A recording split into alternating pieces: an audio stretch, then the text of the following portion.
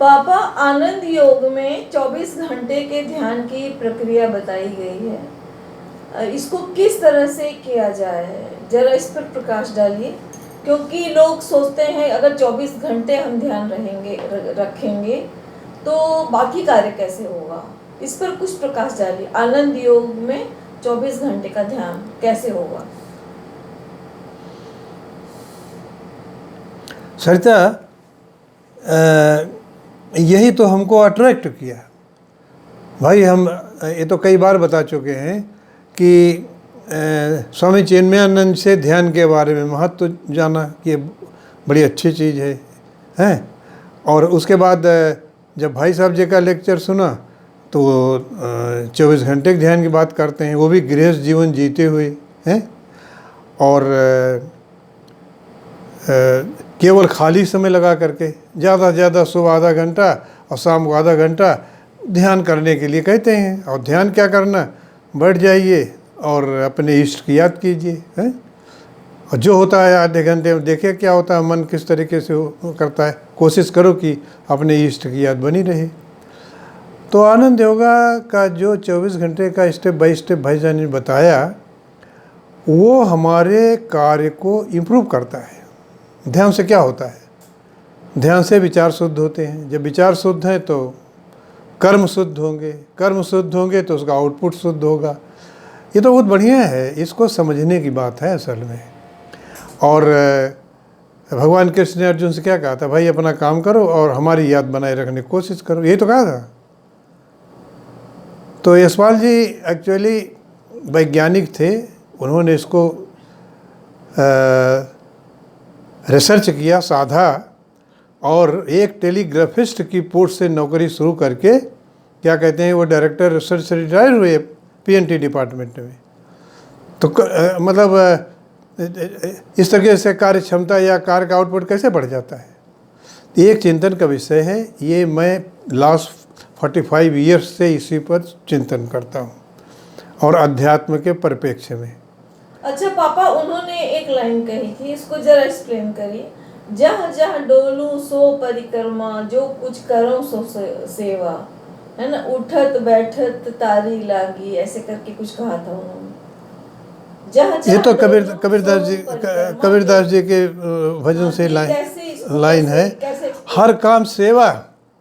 और वो कैसे, जैसे हम पिछले उसमें हम लोग बात कर चुके हैं कि आधा घंटा सुबह आधा घंटा शाम को पूजा करो, वही ईश्वर चिंतन करो। और उसके बाद जब खाना खा रहे हो तो उसी अपने इष्ट की याद में खाना खाइए, हो गया ना 2 घंटे पूजा। उसके बाद क्या कहते हैं कि रात को सोते समय आत्मनिरीक्षण, जब सोने जा रहे हैं तो 15-20 मिनट सोचिएगा आज आप दिन में क्या किए हैं, और जितने अच्छे काम हुए हैं वो भगवान को अर्पण कर दो कि आपकी कृपा से कर पाए हैं। कोई गलत काम हुआ है तो उसे प्राण मतलब संकल्प लो कि हम दोबारा नहीं करेंगे, यही साधना है। और भगवान की याद में सो जाइए। मन का गुण है, जब सुबह उठेंगे तो ईश्वर की याद बनी रहेगी। 8 या 6 घंटे पूजे के हो जाते हैं, 8 घंटा है। इसी तरीके से छोटी छोटी बातों को अपने मन का एटीट्यूड ऐसे बनाएं कि जब भी ध्यान जाए तुरंत इष्ट पे चला जाए। और नहीं तो उस काम है तो इसको छोड़िए और काम करिए, जैसे काम खत्म हुआ फिर उस पर चला जाए। तो वो जो तुम कह रही हो कि जहाँ जहाँ डोलो सो परिक्रमा, जो कुछ करो सो सेवा, ये हो जाता है। लेकिन अभी कोई कहे कि उन्होंने भी बताया ना कबीरदास का, आँख न मूंदो कान न रूंदो तनिक कष्ट नहीं दारो। हाँ, तो इसमें कोई खोल नैन पहचानो हंसे सुंदर रूप निहारो। इसीलिए तो यशपाल जी ने बताया कि इसमें केवल जैसे भी हो राम नाम अपने जीवन में जोड़ना है, छोड़ने का कुछ नहीं है।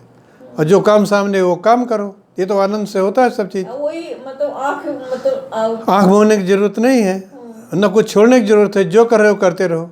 लेकिन होता क्या है, ये कहना तो मतलब सरल तो आसान तो लग रहा है, लेकिन ये साधना टाइम टेकिंग है। नॉट नेसेसरी कि इसी लाइफ में पूरी हो जाए, और पूरी भी हो सकती है। कई लोग पापा 4-4 घंटे 8-8 घंटे ध्यान करते हैं तो हाँ, तो वो टाइम तो उस टाइम पे वो कोई काम नहीं कर रहे हैं, केवल ध्यान ही कर रहे हैं। और ध्यान करके अंत में कहाँ पहुँचेंगे, यहीं पहुँचेंगे अगर बहुत गहराई में जाएंगे कि मैं ही सब हूँ, कण कण में मैं व्याप्त हूँ, वो रियलाइजेशन हो जाएगा। तो उसके बाद हम भाई वैज्ञानिक हैं, मैं इन चीज़ों को ये सोचता हूँ ना, उसके बाद क्या हमें चाहिए, क्या एक्चुअली पता ही नहीं है। हमें ये चाहिए कि आज का दिन हमारा तनाव रहित बीत जाए, हैं, रात को बढ़िया नींद रहे, इसकी निरंतरता बनी रहे, और आनंद योग वो स्थिति ला सकता है। सवाल ये है कि इसको समझने का कि इसके स्टेप्स क्या है, कैसे करें, कैसे करें। साधक है वो बता रहे थे कि जैसे मुझे कह रहे हैं बैठिए, तो वो कह रहे थे अगरबत्ती तक जलाने की जरूरत नहीं। अगर आपको 24 घंटे का ध्यान हो गया है तो वो नेसेसरी नहीं रह जाता है कि हम आँख बंद करके अगरबत्ती जला के फूल माला करके बैठे, ऑटोमेटिक 24 घंटे हो जाता है। और क्या, बिल्कुल भाई। इसको केवल मैं ये कहता हूँ कि इस पद्धति को समझ लीजिए, अगर कन्विंसिंग लगे तो करिए और देखिए उसका क्या फ़ायदा होता है। ये आप मेंटल एटीट्यूड सिर्फ बदलना है, या तो काम या तो इष्ट की याद, और कोई कर्मकांड भी नहीं, कुछ नहीं, कोई कर्मकांड कुछ नहीं। बहुत इजी और हमें है। सबसे खास बात लगी भाई साहब जी की, वो अपने को साधक कहते थे, हैं भाई हम भी साधक हैं, सही बात है, लेकिन ये बहुत स्वाध्याय चिंतन मांगता है। प्लस जो काम आपका है वो करिए, जो काम आपको स्वतः प्राप्त है वही स्वधर्म है। मतलब जो काम हमें मिल रहा है उसको ऑनेस्टली करिए, भगवान का समझ कर। हाँ, ऑनेस्टली मीन्स उसको डेडिकेटली करो कि बेस्ट पॉसिबल जो कर सकते हो करो, और उसके बाद अगर मन इधर उधर, अर्पण कर दो, रात को सोते समय अर्पण कर दो जो कार्य किया। हाँ वो 6 घंटे वो पूजा के बड़े आसानी से बन जाते हैं।